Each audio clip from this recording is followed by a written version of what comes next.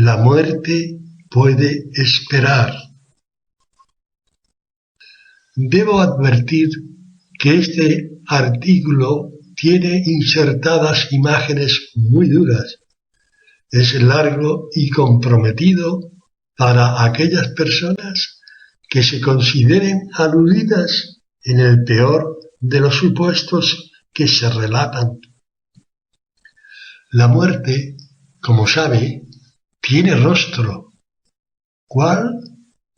Pues el que se dibuja en el último gesto, mueca o expresión facial del cadáver de una persona que acaba de exhalar el alma.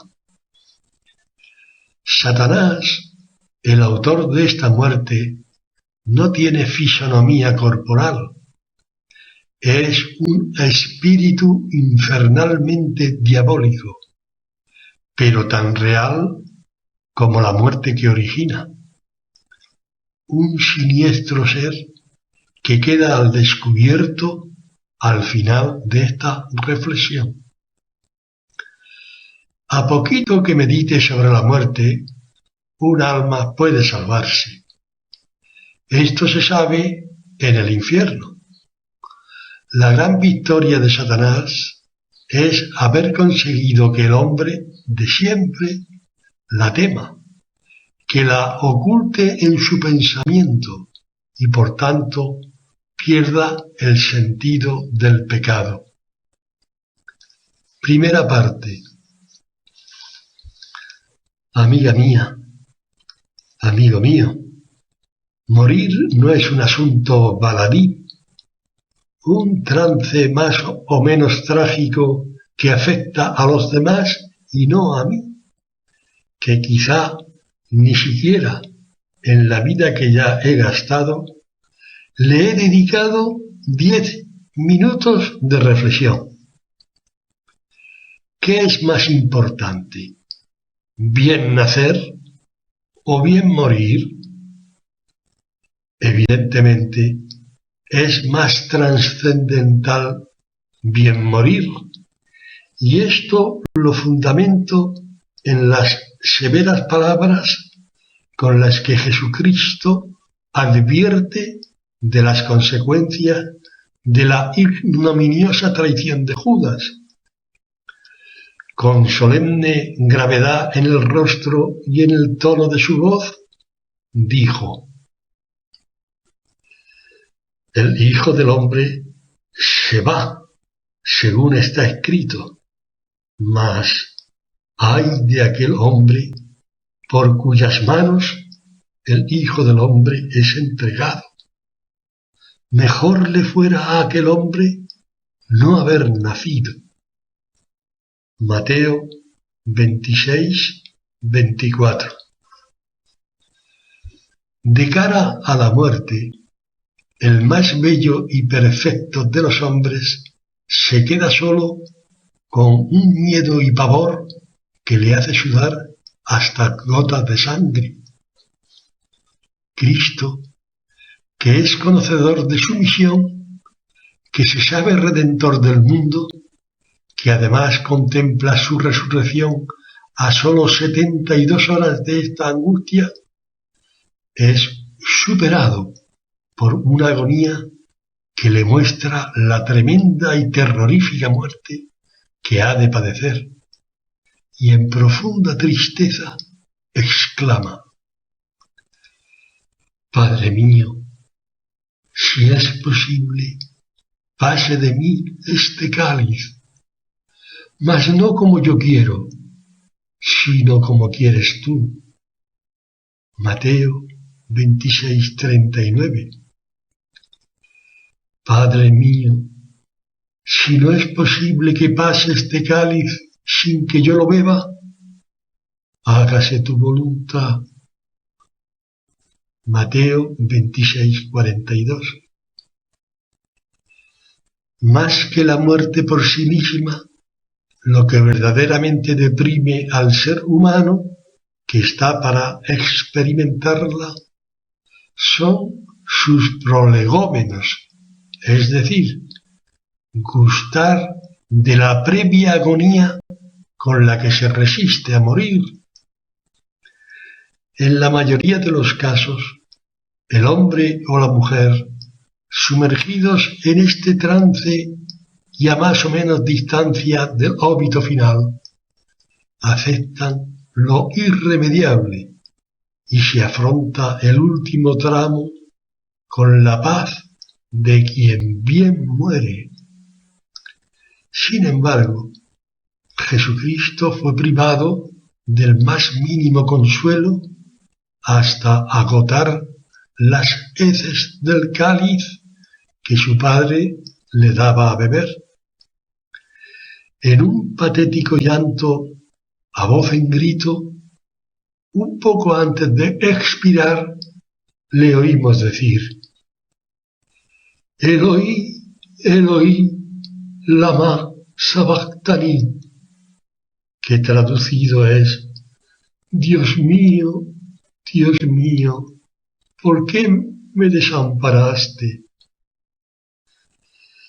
El autor de la vida se dispone a morir y en suprema soledad, finalmente, entrega su alma con estertóreo gemido, como así lo narra el Evangelio de San Lucas.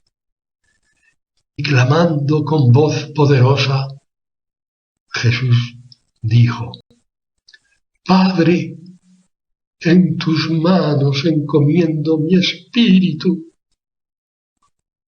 Y dicho esto, expiró. La muerte es un hecho de suyo trágico, irreversible, que sólo se da una vez. Con la excepción de las resurrecciones históricas que nos narra la Escritura Sagrada, nadie puede en su sano juicio asegurar que ha muerto, que ha conocido la corrupción del sepulcro y que vuelve a estar vivo para contarnos la experiencia personal de su defunción. ¿Quién le dará crédito si asegura que vio a los gusanos brotar de sus podridas entrañas y que ha vuelto a la vida para convencernos de no sé qué cosas? Mis sentidos han sido veraces e incuestionables notarios en la contemplación de un cadáver. He visto, he oído, he tocado y he olido la muerte de mi madre, de mi padre, de otros seres queridos, amigos y conocidos. Entiendo que al morir se da por finalizada la posibilidad de una acción física, toda aquella que se rige inexorablemente por las leyes de la naturaleza tal y como la experimento en mi existir. Sabemos que la carne muerta acaba en polvo, sin rastro sensible alguno de los elementos que configuraban el aspecto corporal con la que se distinguía a la persona sobre todas las posibles que me fuera dado conocer. Se muere un ser humano único e irrepetible, que jamás se le volverá a localizar en este mundo. ¿Cuándo? ¿Cómo? ¿Dónde? ¿Por qué?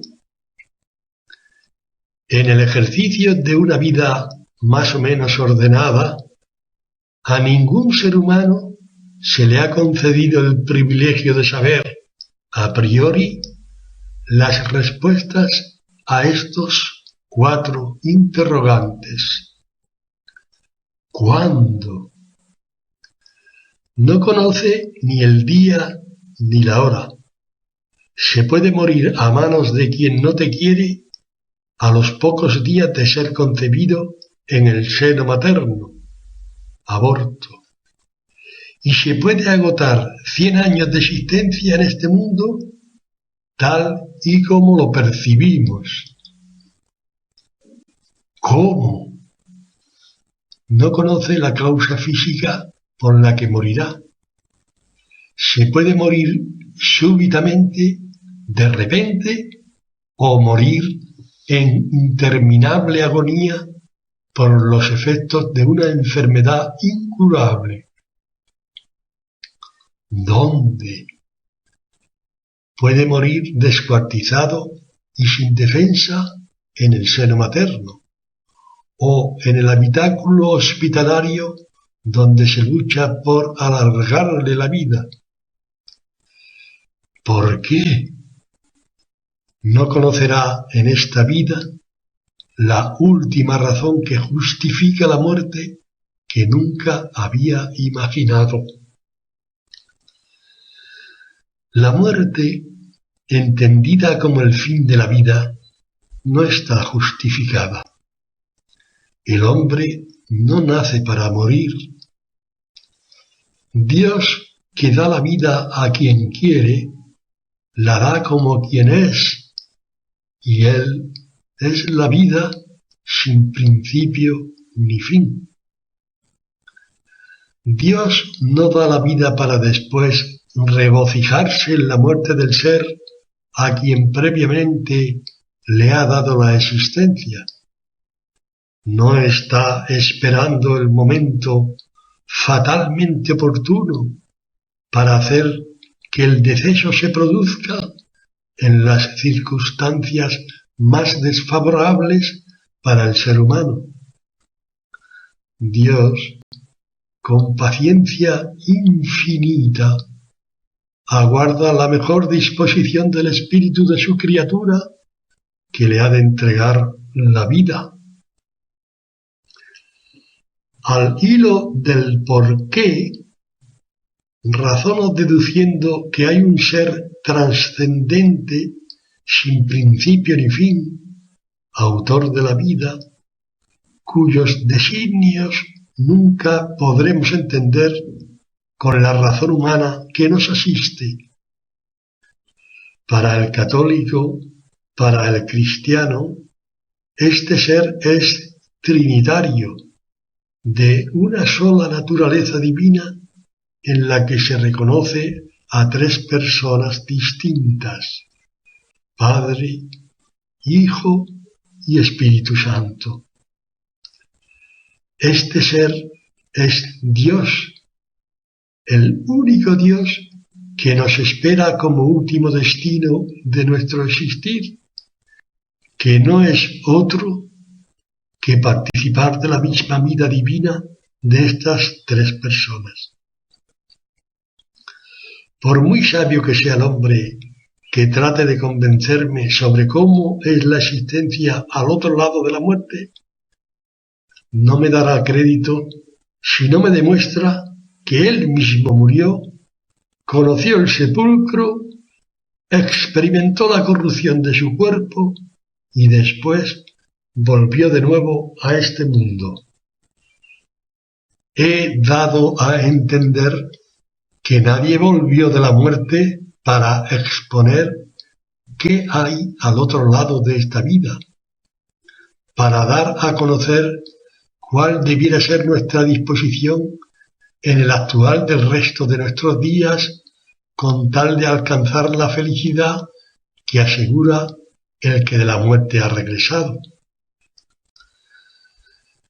En la Cartuja de Granada hay un cuadro escalofriante que muestra el funeral de un reconocido personaje de la época, allá por el siglo XI, en el que vivió el fundador de los cartujos, el joven Bruno, que fue testigo de cómo durante la ceremonia religiosa corpore in sepulcro, el difunto se levantó amortajado a la vista de los aterrorizados ojos de los allí presentes, y con una tenebrosa voz de ultratumba manifestó: por justo juicio de Dios estoy condenado. En mi juventud le oí decir al padre Puche, sacerdote jesuita, lo siguiente: Rafael, con frecuencia se homenajea al ilustre donde no está, y sin embargo arde donde realmente está. La muerte no respeta a ningún ser vivo. Aparentemente no es menos cruel con el hombre supuestamente bueno, por ser bueno, que con el hombre malvado. En el curso de mi pequeño vivir he tenido ocasión de contemplar la tremenda expiración del inocente y también la muerte no menos horrorosa que asimismo se asesta el perverso que se suicida porque no soporta la maldad que ha consumado. Morir no es un plácido trance con el que se inicia el último viaje hacia lo desconocido, allí donde nos aguarda la paz según la entienda cada cual en su imaginación. Morir es el supremo trauma que inexorablemente ha de experimentar todo ser humano, hombre o mujer, que se aferra a la vida, a esta vida, con la patética agonía de un cuerpo que sujeta al espíritu hasta su postrera exhalación. La víctima de un asesino puede gustar una muerte espeluznante, y sin embargo, el nefando sujeto que la ha ejecutado puede experimentar su óbito de manera aparentemente plácida. La víctima y su verdugo, esta cruel persona que nunca se arrepintió, han fallecido de manera diferente. Si la muerte es el último eslabón de la existencia humana y después ya no hay nada en la nada, si al otro lado no hay alguien que repare esta tenebrosa injusticia, la humanidad quedaría hasta el fin de sus días deudora de una reparación que no se ha consumado.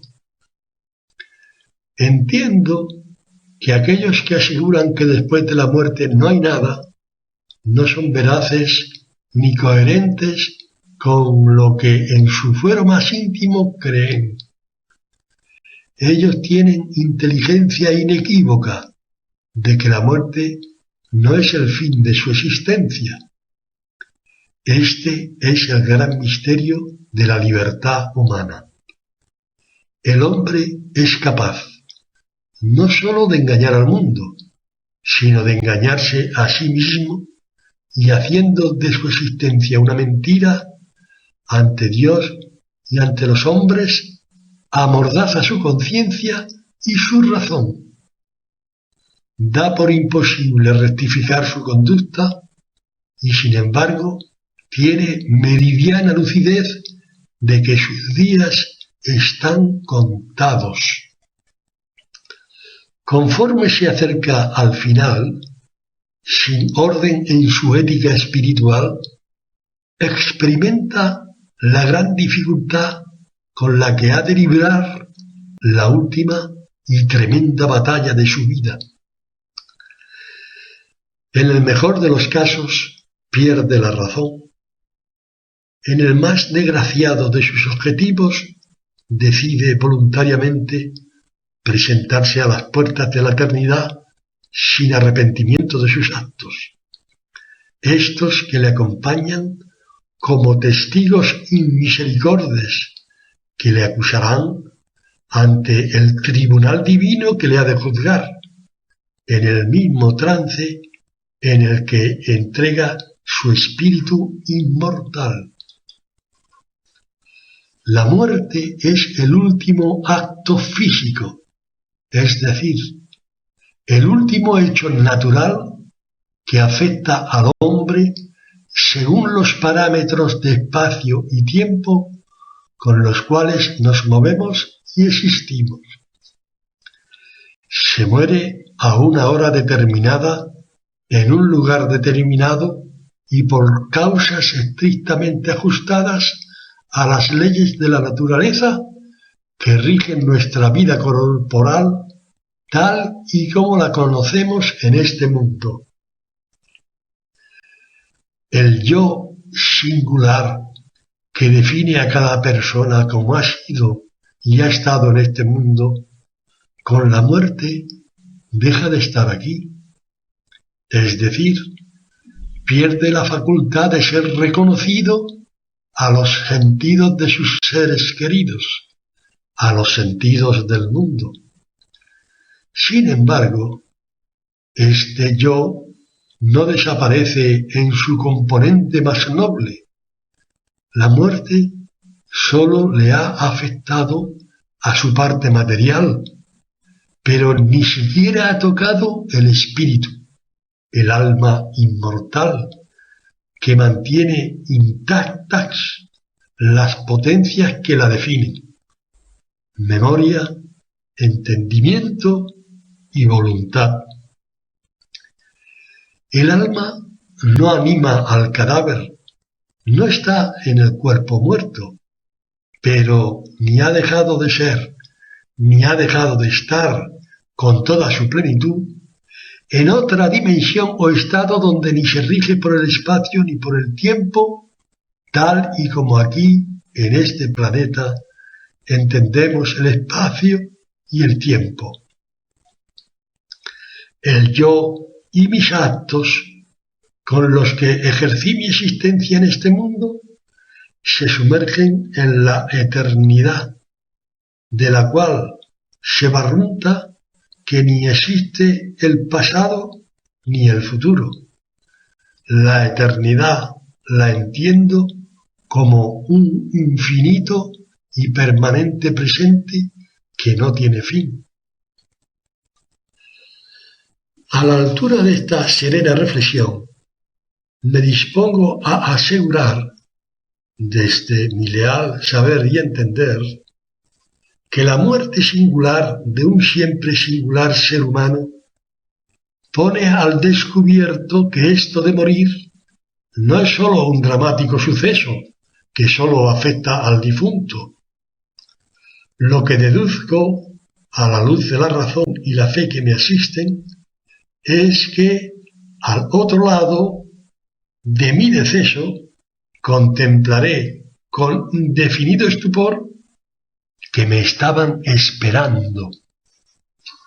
Sí, amiga mía, amigo mío, nos esperan un incontable número de nacidos y no nacidos.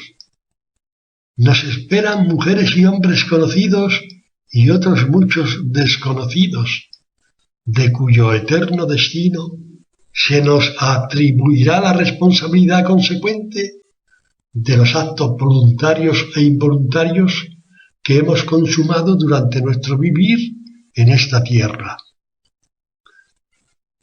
Como ya hemos comentado, en este eterno presente contemplaré los que llegaron a este estado antes que yo y los que llegarán después que yo muera.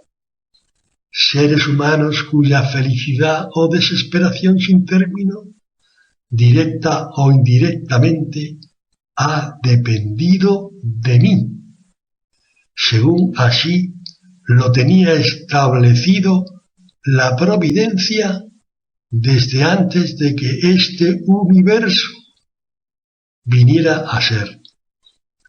No los podremos contar. Así pues, puedo entender con conciencia cierta y segura que si un hombre o una mujer es causa directa de la condenación eterna de otro hombre o mujer, debido a un mal ejemplo, a una mala doctrina, a unas viperinas palabras, en definitiva, a una perversa inteligencia y voluntad puesta al servicio de Satanás, con toda probabilidad tiene garantizada su desesperación a la hora de la muerte. El daño irreversible ocasionado en el prójimo elimina la esperanza cuando más se necesita, de suerte que, en este caso, sin posible arrepentimiento y dolor de corazón, el alma, que tantísimo daño generó en este mundo, se precipita hacia donde le aguardan precisamente todos aquellos espíritus que por su causa gustan la amargura infinita del infinito averno. Sólo hay un hombre que ha demostrado haber cumplido la secuencia que le permite demandar con autoridad divina la fe del que le quiera escuchar. Este hombre es Jesucristo, que conoció la muerte en su más amarga definición, que bajó a los infiernos y que resucitó de entre los muertos a los 3 días de estar en el sepulcro. Pues bien, a este hombre le oímos decir: atadle de pies y manos y arrojadle a las tinieblas de allá afuera. Allí será el llanto y el rechinar de los dientes. Mateo 22:13. Estas palabras del Hijo de Dios debieran helar la sangre de aquella persona que se dé por aludida por la verdadera interpretación que su corazón haya dado a todo lo que he escrito hasta aquí, que no le quepa la menor duda que en breve tiempo, en que acabarán sus días contados, será la protagonista de su última suerte, la que ella ha escogido soberanamente. Ahora debemos reflexionar sobre 3 grandísimas locuras de esta generación en la que nos ha tocado vivir. Segunda parte: el adulterio. Una mujer o un hombre, conociendo lo que es el adulterio y ejerciéndolo, puede hacer posible que tanto su alma como el alma de la que con ella o con él adultera se presenten al juicio de Dios sin arrepentimiento y, en consecuencia, entrar en la eternidad sin esperanza. Si no se tiene el propósito firme de enmendar la vida, como vives, te mueres. Cruzas el umbral de la muerte con la última disposición de tu alma. Y si ésta se niega al arrepentimiento, si desprecia la misericordia, ella misma elige el infierno como definitivo y eterno destino. La droga. El traficante de droga conoce el inmenso daño que ha generado en otras muchas personas que quizá, sin llegar a la vejez, experimentarán una sombría muerte por el vicio de sus actos. El traficante consume su vida en este mundo, generando muerte eterna en otros muchos que de donde están le esperan para compartir con él la diabólica desesperanza que les atormenta para siempre. La persona que tanta desgracia causó en esta y en la otra vida, antes de morir, presenciará la tenebrosa imagen de todas y cada una de las almas que demandan satánicamente la misma divina justicia que se ejerció sobre ellas. Oirá el rechinar de sus dientes como sonido de fondo en su viaje hacia la eternidad. El aborto. La mujer que aborta deliberadamente debe saber con suprema certeza que el niño o la niña expulsada violentamente de sus entrañas le está esperando al otro lado, justo donde se encuentran el final de esta vida contingente y el principio de la otra vida sin final, justo cuando la muerte hace presa de su cuerpo de madre inconclusa. Tendrá que responder a las preguntas del espíritu de su hija o de su hijo. Este dramático encuentro del alma materna con el alma de su retoño será de imprevisibles consecuencias, según la íntima y última disposición del corazón de esta mujer, cuando pasó de la vida a la muerte. No puedo especular sobre el mayor o menor número de madres que implorarán el perdón de sus hijos no nacidos. Yo rezo porque sean todas, sin dejar ninguna. Pero si esto no fuera así, en algunas, que no pudieran soportar las consecuencias de la tremenda maldad del nefando acto de abortar, entonces en su alma se generará una oscura desesperanza y por sí mismas se sumergirán en un sombrío emplazamiento que no estaba preparado para ellas. Llegará la muerte, también para aquellos que fueron causa del embarazo rechazado, para aquellos y aquellas que le ayudaron a abortar y sin ninguna duda no podrán esquivar el encuentro con el alma inmortal del feto asesinado y el alma de la madre supuestamente desesperada.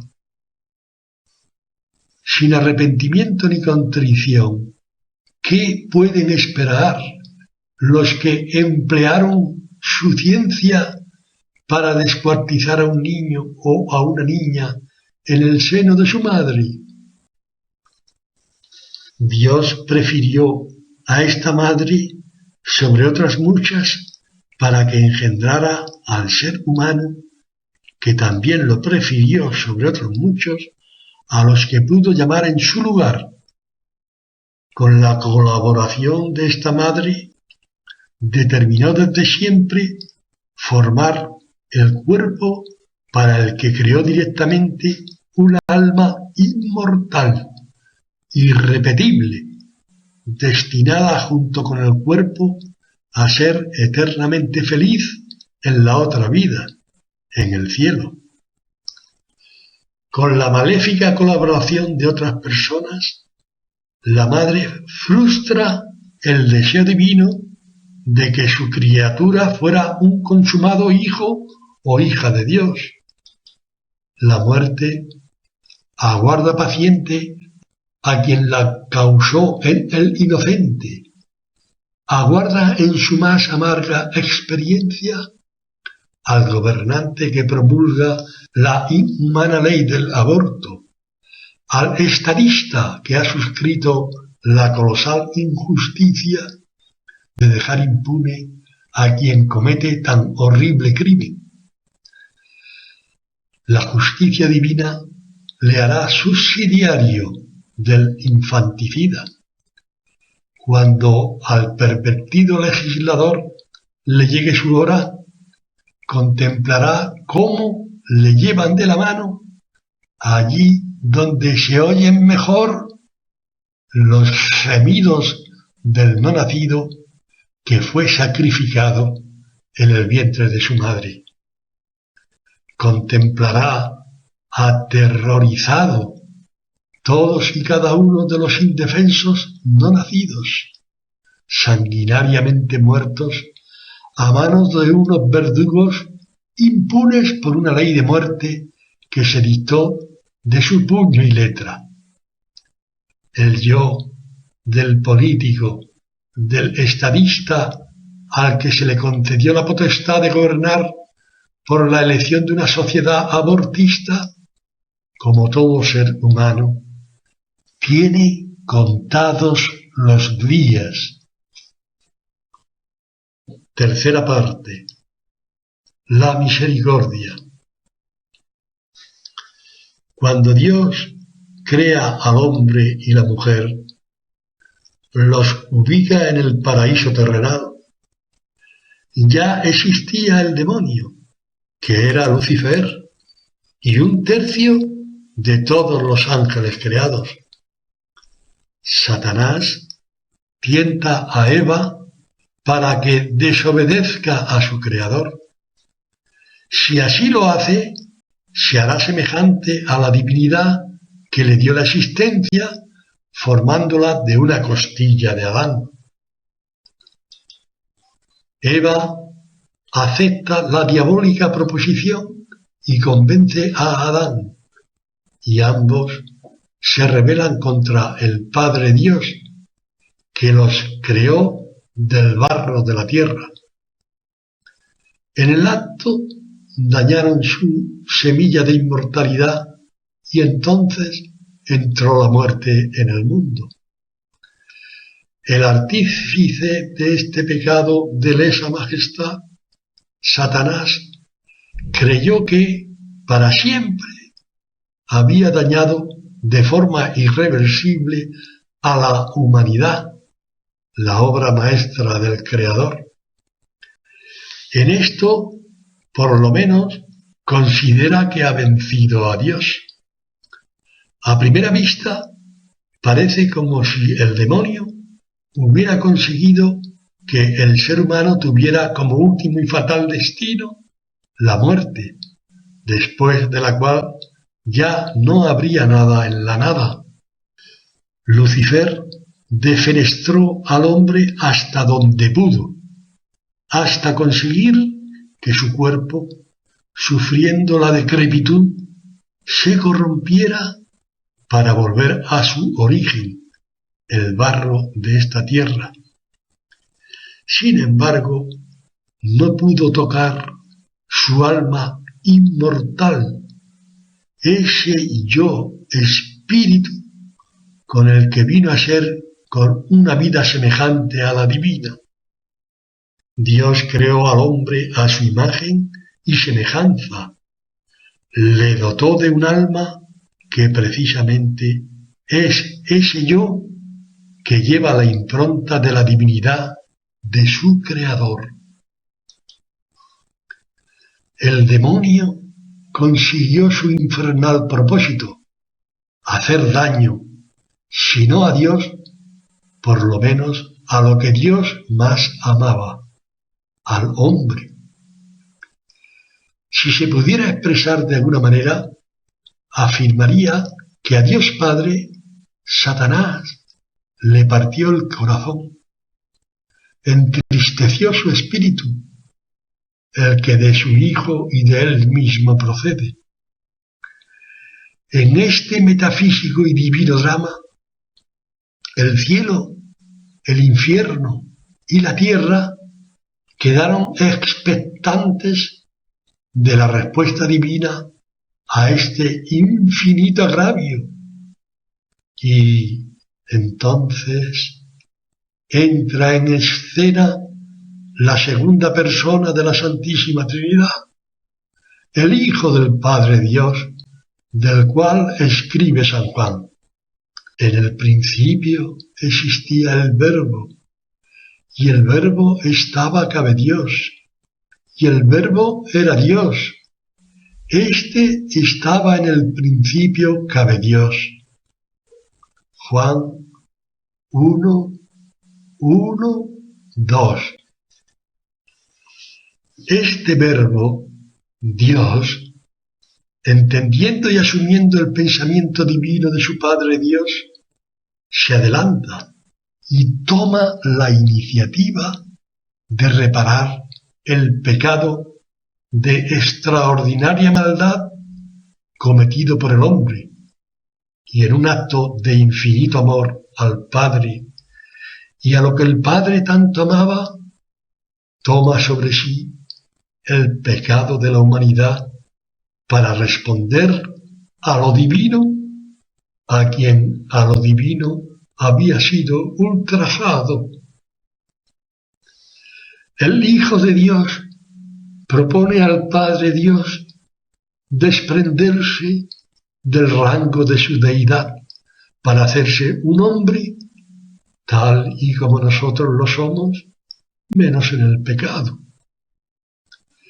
Por obra del Espíritu que procede del Padre y de Él mismo, se encarnará en el vientre de una virgen judía, una mujer de nuestra raza, cuyo nombre es María, tal y como lo que será un hombre de carne y hueso como nosotros, conocerá qué es morir, lo sufrirá en su más paroxística experiencia, con una excruciante muerte de cruz, pero al tercer día resucitará, destruyendo la muerte para siempre y recuperando la gloria que tenía antes de que el mundo fuera creado.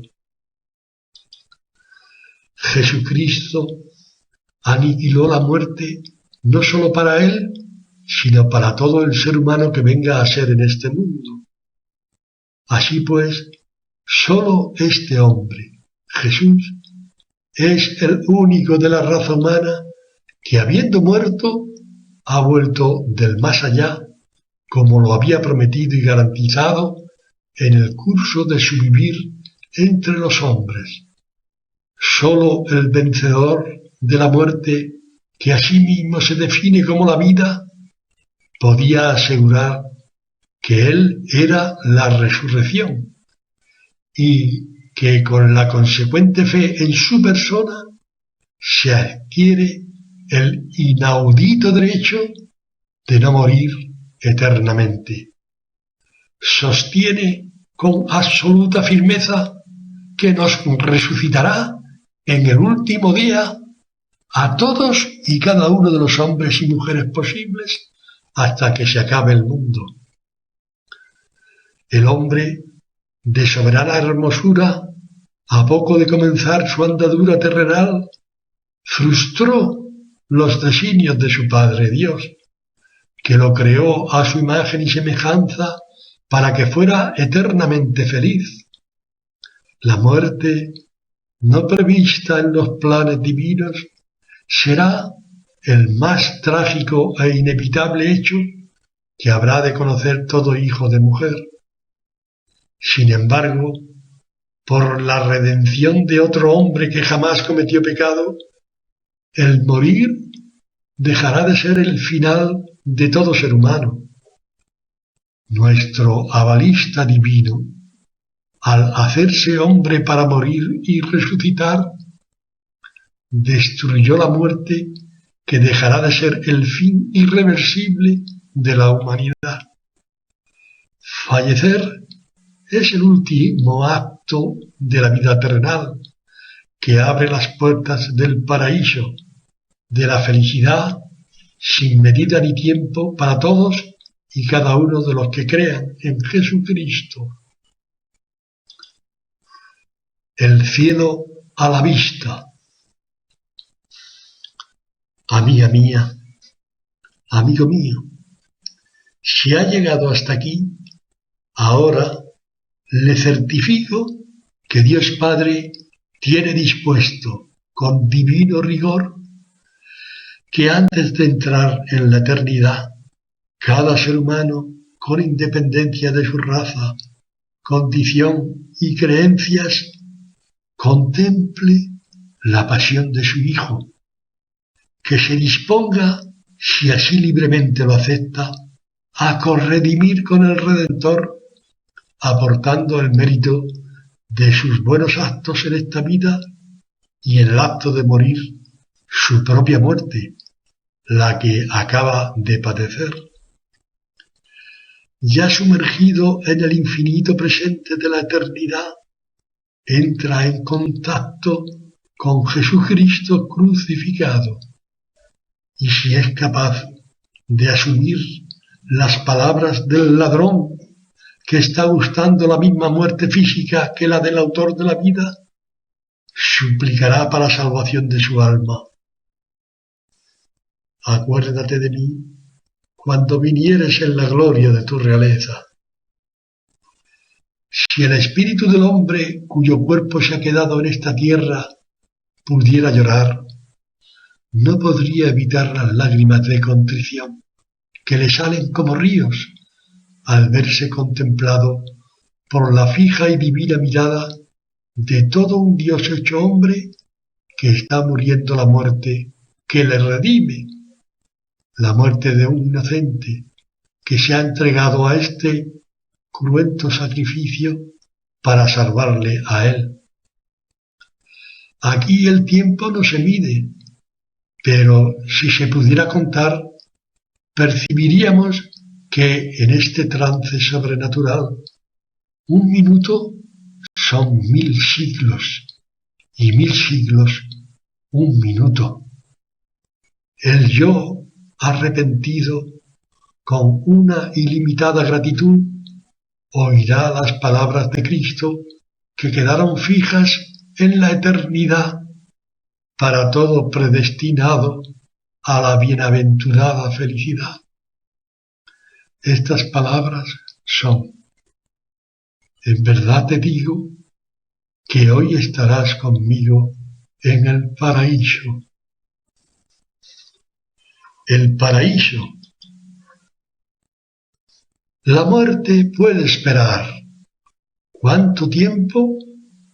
El tiempo que necesite, amiga mía, amigo mío, para ordenar y disponer su alma a tomar posesión del reino que el Padre Dios le tiene preparado desde la creación del mundo.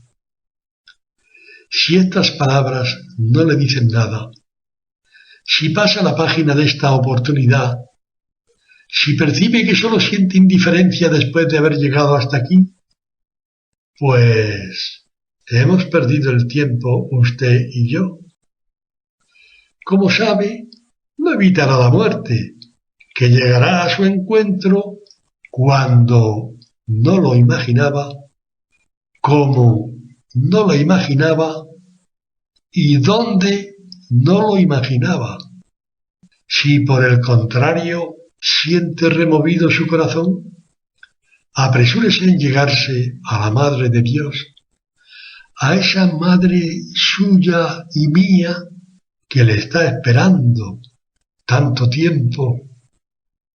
Dígale bajito, a solas, desde el aposento más íntimo de su alma: Madre mía, ayúdame, pon tú lo que a mí me falta.